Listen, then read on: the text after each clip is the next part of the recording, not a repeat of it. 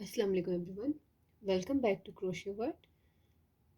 Previous video में मैंने आपसे जो स्वेटर बनाना आपको बताया था, आज हम उसके सेकंड पार्ट्स में वर्क करेंगे।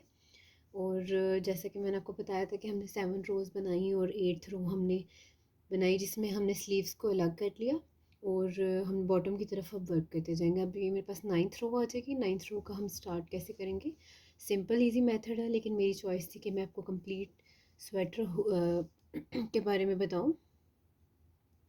तो आए अपनी 9th रो कंटिन्यू करते हैं। यहाँ पे मैंने चेन 3 ले ली। चेन 3 लेने के बाद चेन से जो नेक्स्ट स्टिच होगा उसमें हम करेंगे एक डबल क्रोशिया। यहाँ अगर मैं आपको बताऊँ कि ये चेन के नीचे वाला जो चेन 3 की बॉटम पे जो हमारे स्टिच है, हम उसमें वर्क नहीं करेंगे, बल्कि उससे नेक्स्ट स्टिच में वर्क करेंगे। इसी तरह से मैंने एक एक डबल क्रोशिया ऐड करते जाना है हर एक स्टिच में। और कॉर्नर पे जाके मैं आपको बताऊंगी, अगर किसी को कोई इशू हो तो उनको समझ आ जाएगी कि कॉर्नर में हमने क्या करना है। इसी तरह से डबल क्रोशिया लेते जाना है अपनी पूरी रो में। जी व्यूअर्स, जैसे कि आप देख सकते हैं यहाँ पे मेरे पास जो कॉर्नर में 2 डबल क्रोशिया थे उनके ऊपर मैं आ गई हूँ। और इसी तरह से मैंने हर एक स्टिच में से एक एक डबल क्रोशिया ऐड करना है। ये यहाँ पे मेरे पास जो हर एक स्टिच आएगा, हर एक सिंगल चेन में मैंने एक एक डबल क्रोशिया लेते जाना है और अपनी पूरी रो को कंप्लीट करना है। नेक्स्ट कॉर्नर पे भी फिर हम ऐसे ही करेंगे। जो हमारे पास स्लीव्स के होल के बॉटम पे जो आएगा कॉर्नर, हम उसमें फिर से ऐसे करेंगे और ईच एंड एवरी स्टिच में हमने एक एक डबल क्रोशिया ऐड करते जाना है और अपनी पूरी रो 9th रो को कंप्लीट कर लेना है। आपकी चॉइस है, जितनी आपको लेंथ रिक्वायर्ड हो बेबी की हाइट के अकॉर्डिंगली आप उतनी बना सकते हैं। और अगर आप सिंपल इजी मेथड से आप बच्चे के किसी कपड़े को रख के बच्चे को मेजरमेंट ले सकते हैं। उससे ये होगा कि इजीली आपको आइडिया हो जाएगा कि बेबी की अकॉर्डिंगली, एज के अकॉर्डिंगली प्रॉपर मेजरमेंट्स आ जाएं। वरना आप मेरी मेजरमेंट्स को भी फॉलो कर सकते हैं, इंशाल्लाह आपके लिए हेल्पफुल रहेंगी। और आपको मेरे वीडियोस पसंद आए तो लाइक किया करें, अपने फ्रेंड्स फैमिली के साथ शेयर करें। अगर अभी तक आपने मेरा चैनल सब्सक्राइब नहीं किया तो सब्सक्राइब करें। जी व्यूअर्स, इसी तरह से मैं अपनी पूरी रो को कंप्लीट करती जाऊंगी with the help of 1 double crochet in each stitch.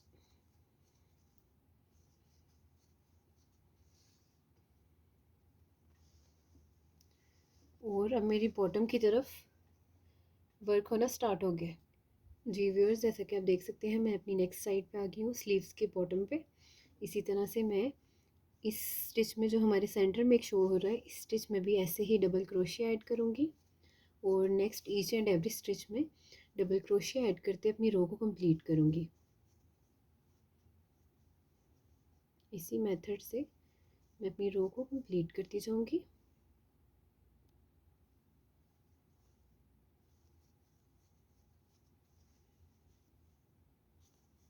आप अपने सजेशंस भी दे सकते हैं मुझे, अगर आपने किसी चीज़ के लिए रिक्वेस्ट करनी है कि आपको कोई ऐसा पैटर्न जो आपने सीखना हो, आपने इसके अलावा कोई केप शॉल कोई भी ऐसी चीज़, तो आप काइंडली मुझे कमेंट करिए। मैं इंशाल्लाह ज़रूर फॉलो करूँगी और एज़ सून एज़ पॉसिबल ज़रूर इंशाल्लाह उसको ट्राई करूँगी, आपसे शेयर करूँगी। इसी तरह से हम पूरी रो कंप्लीट करेंगे। और अगर आपने 1 ईयर से अबव बेबी के लिए बनाना है स्वेटर, तो आप इसकी जो टॉप की रोज़ थी, जो हमने 7 रोज़ बनाई थी, 6 मंथ के लिए हमने 6 रोज़ ले ली, 7 रोज़ ली हमने 1 ईयर के लिए, और 1.5 ईयर के लिए आप 8 रोज़ ले सकते हैं, 2 ईयर्स के लिए आप 9 रोज़ ले सकते हैं। और लेंथ वगैरह भी आप उसके अकॉर्डिंग लें, जितनी जिसके अकॉर्डिंग आपने बेबी के लिए, जिस एज के अकॉर्डिंगली आप बना रहे हैं स्वेटर या ड्रेस कोई भी, आप उसके अकॉर्डिंगली इस बात का ध्यान रखें। यहाँ मेरी 9th रो भी कंप्लीट होती जा रही है।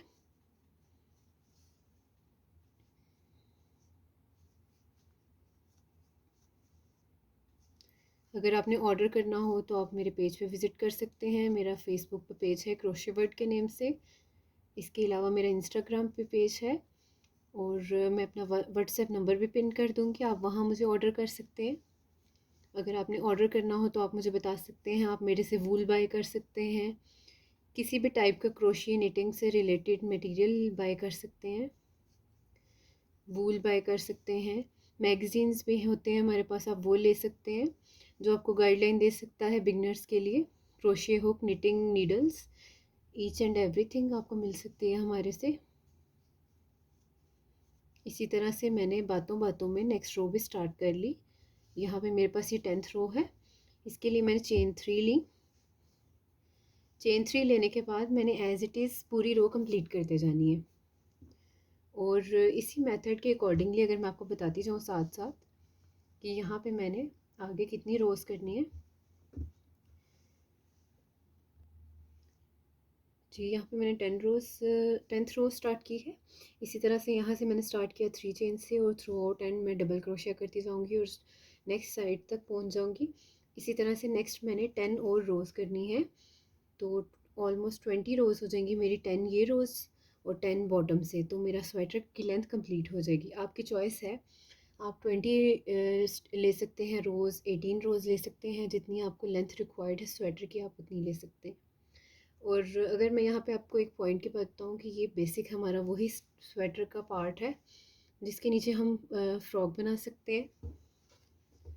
अगर मैं इसको टर्न करूँ इस तरह से तो आप देख सकते हैं इसके नीचे आप 1 ईयर से 1.5 ईयर के बेबी के लिए किसी भी टाइप का पैटर्न यूज़ करके आप फ्रॉक बना सकते हैं।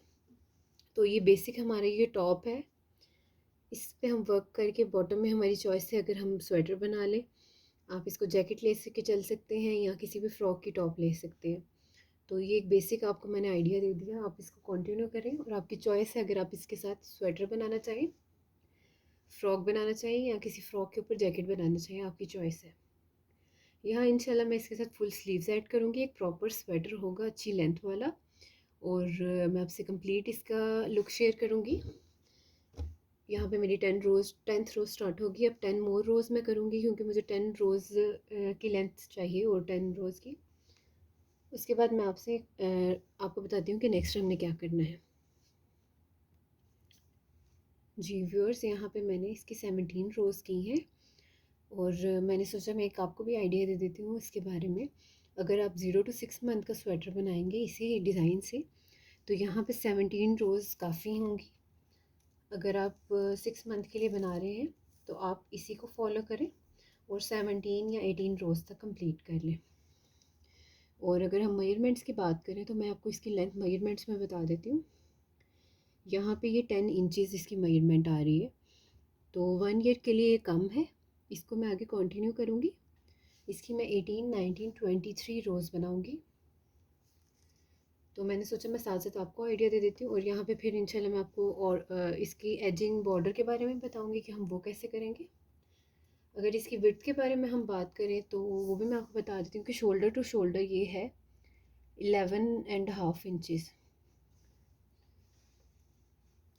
यहाँ से ये है 12.5 इंचज़, क्योंकि यहाँ से थोड़ा सा स्वेटर हमारा लूज़ होगा तो ही बेबी के लिए कंफर्टेबल रहेगा।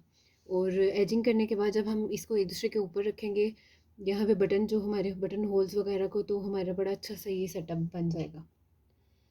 इसी तरह से मैं अब 18th, 19th, 20th रो बनाती हूँ। पहले मैं 2 रोज़ और बना के देखूँगी येलो के साथ ही, अगर मुझे लगा 19 तक मेरे इनफ है येलो के साथ, तो मैं फिर 20 वाली वाइट के साथ बनाऊँगी। यहाँ अगर मैं इस स्वेटर के बारे में आपको बताऊँ तो इस स्वेटर के साथ मेरे कस्टमर की रिक्वायरमेंट थी कि वाइट की एजिंग हो, तो उस हिसाब से मैं देखती हूँ 19, 18 और 19 2 रोज़ करके देखूँगी। उसके बाद मेरी मेजरमेंट आ जाएगी 11 इंचज़। मैं करके देखूँगी कि 11 इंचज़ क्या मेरे लिए ठीक रहेगी, और फिर 11 इंचज़ के बाद मैं बॉर्डर करूँगी। अगर मुझे लगा कम है तो मैं 12 इंचज़ करके फिर उसके बाद बॉर्डर बनाऊँगी। तो बड़ी अच्छी सी एक हमारे लिए हमारे पास 1 ईयर के बेबी के लिए मेजरमेंट आ जाएगी। इसी तरह से अगर आर्म होल की हम बात करें तो आर्म होल है मेरे पास 5 इंचज़, पूरा 5 इंचज़ है मेरे पास आर्म होल की जगह।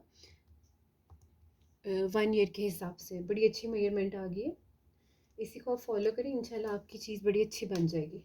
और आप मुझे कमेंट सेक्शन में बताइएगा ज़रूर कि आपने इसको ट्राई किया, आपको मेरा वीडियो कैसा लगा। इसके साथ साथ अगर आप अभी तक आपने मेरा चैनल सब्सक्राइब नहीं किया, सब्सक्राइब करें। आपको मेरे वीडियोस पसंद आए तो अपने फ्रेंड एंड फैमिली के साथ शेयर करें, लाइक करें। जी व्यूअर्स, मैंने 19 की जगह 20 रोज़ कंप्लीट कर ली। जैसा मैंने आपको स्टार्टिंग में कहा था कि मैं 18 देखूँगी, 18 रोज़ अगर मेरे लिए ठीक हुई, उन 18 रोज़ के अकॉर्डिंग मेरे स्वेटर की लेंथ ठीक हुई 1 ईयर के हिसाब से, तो मैं उसको 18 के साथ कंटिन्यू करूँगी। लेकिन यहाँ पे जब मैंने 18 के बाद देखा तो मुझे लेंथ काफ़ी कम लगी थी, इसीलिए मैंने टोटल 20 रोज़ किए थे। और इसके साथ अगर मैं आपको मेजरमेंट के हिसाब से अगर बता दूँ तो ये मेरे पास आ रही है 11.5 इंचेस लेंथ टोटल आ गई है मेरे पास। अब इसके बाद यहाँ पे हमने एक चेंज करना है। आपकी चॉइस है, आप इसी कलर के साथ या जो भी आप कलर यूज़ कर रहे हैं उसके साथ आप पूरा स्वेटर बना सकते हैं। लेकिन यहाँ पे मेरे कस्टमर की जो डिमांड है मैं उसके हिसाब से इसको आगे लेके चलूँगी। और यहाँ पे मैं वाइट कलर ऐड करूँगी इस येलो की एजिंग के साथ, एंडिंग के साथ मैं यहाँ पे वाइट कलर ऐड करूँगी। वाइट कलर को अटैच करने के लिए मैंने क्या करना है, अपनी हुक को निकालना नहीं है। जो मेरे पास येलो वाला लूप है उस पर मैंने वाइट को ऐसे नॉट बना दिया, इस तरह से नॉट बना दिया जिस तरह हम कलर चेंज करते हैं किसी भी वूल के हिसाब से। उस तरह से मैंने एक नॉट बना दी, यहाँ पे एक और नॉट, 2 नॉट्स होंगी तो उसका ये फ़ायदा है कि आपका वर्क ज़रा सही से आपकी नॉट बंद रहेगी, तो वो खुलेगी नहीं। वॉश करने के बाद आफ्टर वॉश ऐसा भी हो सकता है कि आपकी नॉट अगर ठीक से बंद नहीं है तो आपकी यहाँ से जो वूल है वो खुलने लग जाए, आपने इसका भी ध्यान रखना है। तो यहाँ पे मैंने क्या करना है, अब आपने येलो को स्किप करना है और यहाँ पे मैं येलो को कट ऑफ करती हूँ, थोड़े से स्पेस से मैं कट ऑफ कर दिया येलो को। इसके बाद मैंने क्या करना है, यहाँ पे ये जो मेरे पास ये एंडिंग है, एंडिंग या स्टार्टिंग आप कह सकते हैं, यहाँ पे ये वाइट और येलो जो मेरे पास थ्रेड्स हैं इनको मैं एजिंग के साथ साथ नीट कर दूंगी। इसके साथ मैं लूँगी चेन 3, 1 1 2 3। यहाँ मैंने चेन 3 ले ली। अब चेन 3 लेने के बाद मैं वाइट से काम करूँगी। चेन 3 के नीचे जो स्टिच है उसको स्किप करके चेन 3 से नेक्स्ट जो स्टिच होगा उसमें हम एक डबल क्रोशिया, इसी तरह से हर एक स्टिच में हम एक एक डबल क्रोशिया ऐड करते जाएंगे और अपनी पूरी रो को कंप्लीट करेंगे इसी मेथड के हिसाब से। यहाँ पे आप देख सकते हैं ये मेरे पास ऐसे डबल क्रोशिया आते जा रहे हैं और चेंजिंग कलर भी आपके सामने है। इसी तरह से मैं अपनी लास्ट रो को वाइट के साथ कंप्लीट करूँगी। इसी मेथड के हिसाब से मैं अपनी पूरी रो को कंप्लीट करती जाऊँगी। और अगर अभी तक आपने मेरा चैनल सब्सक्राइब नहीं किया तो काइंडली आप सब्सक्राइब करें, अपने फ्रेंड्स और फैमिली के साथ शेयर करें। अगर आपको मेरा वीडियो पसंद आता है तो मेरे वीडियो को लाइक किया करें। इसी तरह से मैंने अपनी पूरी रो को कंप्लीट कर लेना है। आई होप सो मेरा वीडियो आपके लिए हेल्पफुल रहा होगा। काफ़ी डिटेल से मैंने आपको ईच एंड एवरीथिंग बता दी है कि आपने सिंपल एंड बेसिक जो हमारे पास कार्डिगन आप इसको कह सकते हैं, स्वेटर कह सकते हैं, इसको कैसे बनाना है। इसीलिए मैंने इसको पार्ट्स में अटैच किया है ताकि इजीली डिटेल्ड वीडियो में बना सकूं। डबल क्रोशिया करते जाएंगे ईच एंड एवरी स्टिच में, अपनी रो को कंप्लीट करते जाएंगे और एंड पे जाके फिर मैं आपको बताऊंगी कि हमने बटन्स वाली साइड पे कैसे बटन लाइन को कैसे हमने डिफ़ाइन करना है, उसके बारे में हम डिस्कशन करेंगे। और इंशाल्लाह मैं इसके साथ स्लीव्स भी अटैच करूँगी और फर्दर नेक्स्ट वीडियो में आपसे शेयर करूँगी कि हमने स्लीव्स को कैसे बनाना होता है, स्लीव्स को कैसे अटैच करना है इनके साथ। ये बड़ा सिंपल, इजी और बेसिक मेथड है किसी भी सिंपल कार्डिगन को बनाने का। ये मैंने मेथड जो आपको सिखाया है, इसी तरह से डबल क्रोशिया करते जाएंगे हम ईच एंड एवरी स्टिच में। जी व्यूअर्स, यहाँ पे मैंने अपनी लास्ट रो कंप्लीट कर ली है। कलर चेंज करने के बाद मैंने वाइट कलर से पूरी रो को कंप्लीट किया। ये मेरे पास 21st रो थी, इसको मैंने कंप्लीट किया। अब हम यहाँ से जो हमारे पास बटन लाइन होती है हम उसकी तरफ जाएंगे और नेक लाइन से क्रॉस करके सेकंड साइड वाली बटन लाइन की तरफ जाएंगे। और अगर आपको यहाँ पे मैं एक टिप दूँ, अगर आप बिगनर्स हैं तो आप सिंगल क्रोशे के साथ ना एजिंग करें। मोस्टली हम लोग सिंगल क्रोशे के साथ एजिंग करते हैं, लेकिन सिंगल क्रोशे का ये थोड़ा सा होता है कि कभी हम एक्स्ट्रा स्टिचेस कुछ ऐड कर देते हैं अपनी रो में, उसकी वजह से हमारी जो लाइन होती है वो सीक्वेंस से नहीं आती, बल्कि वो जिग जैग की शेप में आने लग जाती है, नीट नहीं आती, फाइन नहीं आती। तो यहाँ पे मैं आपको ये टिप दूँगी, या तो आप डबल क्रोशे से अपनी एजिंग को बनाएं, जैसे मैंने यहाँ बॉटम पे बनाई वैसे ही यहाँ पे आप बनाएं, या फिर आप हाफ डबल से बनाएं। अगर आप एक्सपर्ट हैं या आप अच्छा काम जानते हैं क्रोशे निटिंग के बारे में, तो आप इसको ऐसे ही सिंगल के साथ भी कर सकते हैं, आपकी वो चॉइस है, लेकिन मैंने सोचा मैं आपसे शेयर करती हूँ। इसी तरह से हमने क्या करना है, मैं यहाँ पे डबल क्रोशे के साथ ही रो बनाऊँगी, ये सॉरी अपनी बटन लाइन बनाऊँगी। यहाँ पे मैंने क्या करना है, चेन थ्री ली, और यहाँ पे मेरे पास जो लास्ट डबल क्रोशिया की टॉप है उसमें जाके मैंने एक डबल क्रोशिया ले लिया, ये जैसे कि आप देख सकते हैं। फिर इसी डबल क्रोशिया पे मैंने एक और डबल क्रोशिया ले लिया, यहाँ मैंने 3 डबल क्रोशिया ले लिए। इसी तरह से नेक्स्ट मेरे पास ये चेन्स आ रही हैं, चेन 3, इसमें मैंने 2 डबल क्रोशिया ऐड करने हैं। आपकी चॉइस है, वैसे अगर आप होल में ऐड करें तो उससे ये होगा कि ये फाइन नहीं आएगा। तो यहाँ पे मैं ट्राई करूँगी कि चेन 3 से प्रीवियस जो मेरा डबल क्रोशिया है ये वाला, इसमें मैं अपना वर्क करूँ, जिससे कि हमारे पास फाइन लाइन आ जाएगी। इसी तरह से मैंने एक और डबल क्रोशिया यहाँ पे ऐड करना है, एक एक डबल क्रोशिया पे यहाँ पे मैंने 2 डालते जाने हैं। इसी तरह से नेक्स्ट फिर मैं आपको फिर एक दफ़ा बताती हूँ कि अगर आप इस होल में अपना वर्क करेंगे तो ये इस तरह से नीट नहीं लगेगा। तो यहाँ पे मैं क्या करूँगी, जो मेरे पास प्रीवियस एक डबल क्रोशिया होगा मैं उस पर वर्क करूँगी, चेन 3 को क्रॉस करके इस डबल क्रोशिया पे वर्क करूँगी। तो यहाँ आप देख सकते हैं बड़ा ही फाइन मेरे पास ये आ रहा है एजिंग। इसी तरह से आपका भी आ जाएगा अगर आप इसको फॉलो करेंगे। तो मैं चाहूँ तो मैं इसके ऊपर चेन के ऊपर भी वर्क कर सकती हूँ, मैं आपको चेन के ऊपर भी करके दिखाती हूँ। जैसे मैंने आपको होल का बताया वैसे ही अगर मैं चेन पे करूँ तो चेन भी इस तरह से खुलने लगेगी, तो ये भी अच्छा नहीं लगेगा। तो इसीलिए यहाँ पे ये टिप है आपके लिए कि जो चेन 3 से प्रीवियस हमारे पास डबल क्रोशिया है, हमने उसमें अपने इस रो के डबल क्रोशिया ऐड करने हैं लाइक दिस। इसी तरह से नेक्स्ट में हम करते जाएंगे, अपनी एजिंग बनाते जाएंगे। फिर से डबल क्रोशिया,